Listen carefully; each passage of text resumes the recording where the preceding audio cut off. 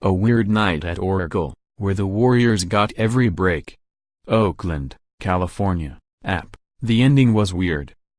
The post-game was weird. At least Game 1 of what was supposed to be a lopsided NBA Finals was anything but boring. It had a little of everything. A player stumbled and buckled Klay Thompson's knee to send the Warriors' sharpshooter limping to the locker room in the opening minutes, let Stephen Curry get loose for a 30-footer at the halftime buzzer, grabbed a rebound in the final seconds of regulation with the score tied and inexplicably ran toward midcourt as if he thought the game was over. And all that was just J.R. Smith. The opener of this Cleveland-Golden State series should have been memorable for other reasons. LeBron James scoring a playoff career-high 51 points, the Warriors having 3 players score at least 24 and Draymond Green nearly getting a triple-double.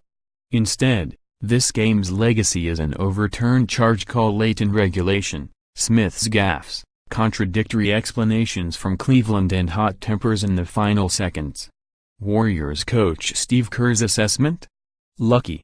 Cavaliers coach Tyronn Lue's assessment? Robbed. Warriors 124, Cavaliers 114, overtime.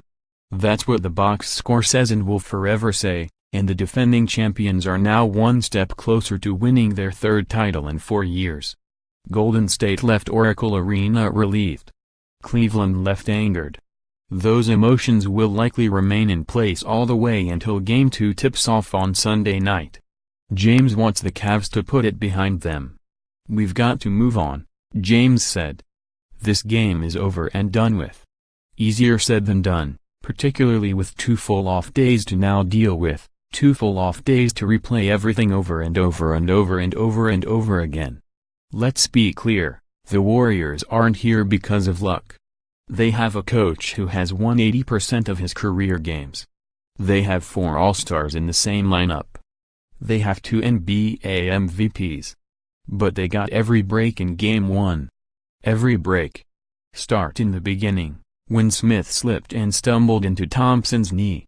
It had all the makings of some sort of knee structural disaster. The hit came from the side, Thompson twisted awkwardly, went down in a heap and was obviously in immediate, intense pain.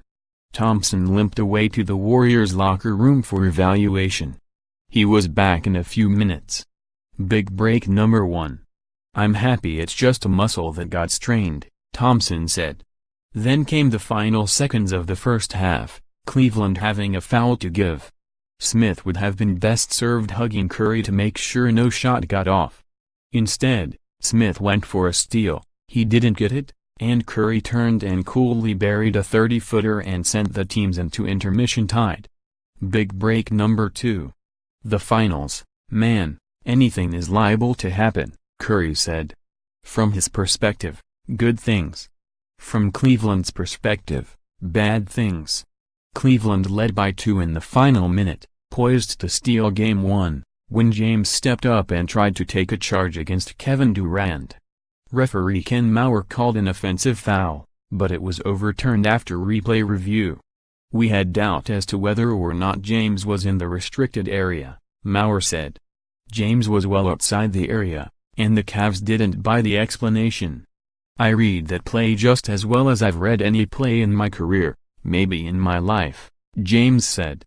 Durant tied the game with a couple of free throws awarded on the call reversal. Big break number 3. And with about 4 seconds left in the 4th, George Hill went to the line with Cleveland down by 1 for 2 shots. Made the first. Missed the second. Smith got the rebound, and ran away from the basket. Overtime. Big break number 4. "He thought we were up 1, Lue said. "I knew it was tied," Smith insisted. The extra session was all Golden State. The home team left happy. The fans that packed Oracle Arena went home happy.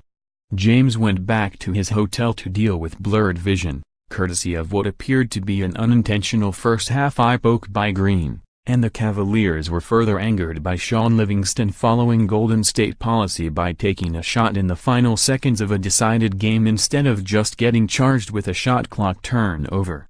"Tonight we played as well as we've played all postseason, and we gave ourselves a chance possession after possession after possession," James said. There were just some plays that were kind of taken away from us.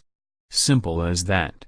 Many onlookers thought this series would be a rout, a Golden State coronation. If the Warriors keep getting every break, they'll certainly be right. Tim Reynolds is a national basketball writer for the Associated Press. Write to him at treyreynolds@app.org.